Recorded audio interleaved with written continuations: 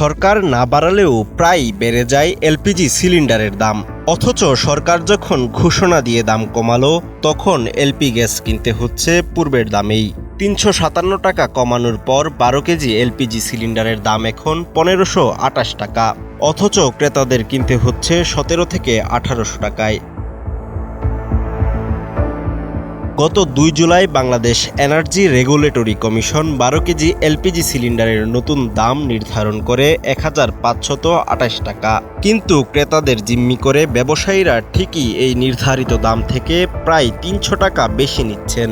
রাজধানী ঢাকার বেশ কিছু এলাকায় খোঁজ নিয়ে এমন তথ্য মিলেছে।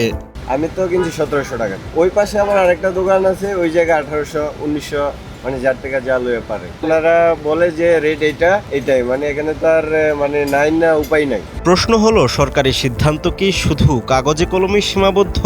এ ব্যাপারে বিক্রেতারা ক্যামেরার সামনে কথা বলতে নারাজ। তারা দাবি করছেন সিলিন্ডারের দামের সঙ্গে রয়েছে পরিবহন, শ্রমিক ও অন্যান্য খরচ। তাই সরকার নির্ধারিত মূল্যে এলপিজি গ্যাস বিক্রি করা সম্ভব নয়।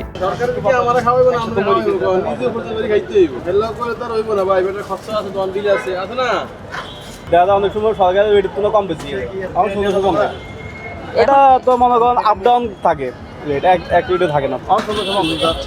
খুচরা বিক্রেতাদের অভিযোগের তীর ডিলারদের দিকে।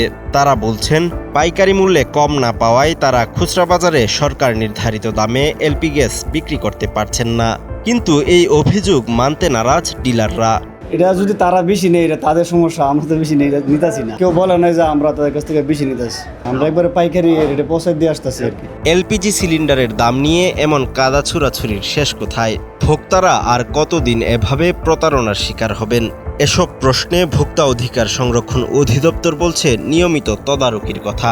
আমাদের গ্যাস সিলিন্ডারের উপর অভিযান পরিচালনা হয়েছে, নির্ধারিত রেট অনুযায়ী যেন সেটা বিক্রয় হয়। এগুলোর ডাটাগুলো আমাদের এখান থেকে আপনারা পাবেন। আর নতুন যে রেটটা আসছে সেটা নিশ্চিতকরণের জন্যও কিন্তু আমাদের অভিযান অব্যাহত থাকবে। এই ক্ষেত্রে ভোক্তারা এই পর্যন্ত কিন্তু আমাদেরকে কোনো অভিযোগ দেয়নি। আমাদের এই তদারকিটা যেহেতু চলছে, আমরা এই ক্ষেত্রে আরও কঠোর নির্দেশনা দিয়ে দেবো। আর মন্ত্রণালয় থেকেও আমাদের গ্যাস সিলিন্ডার, ভোজ্য তেল এগুলোর কিন্তু নির্দেশনা আসে, যেটা সরকার নির্ধারিত রেট, সেই রেটে যেন আপনার এটা বিক্রয় করা হয়। যদিও ভোক্তা অধিকার সংরক্ষণ অধিদপ্তর বলছে বাজারে নিয়মিত অভিযান পরিচালনা করছেন তারা, কিন্তু প্রয়োজনের তুলনায় সেটা আসলে এতটাই অপ্রতুল যে সুফল ভোক্তা পর্যন্ত পৌঁছাচ্ছে না।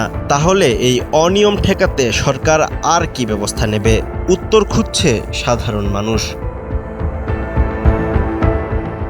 সৈয়দ আমিনুল ইসলাম, সময়ের আলো, ঢাকা।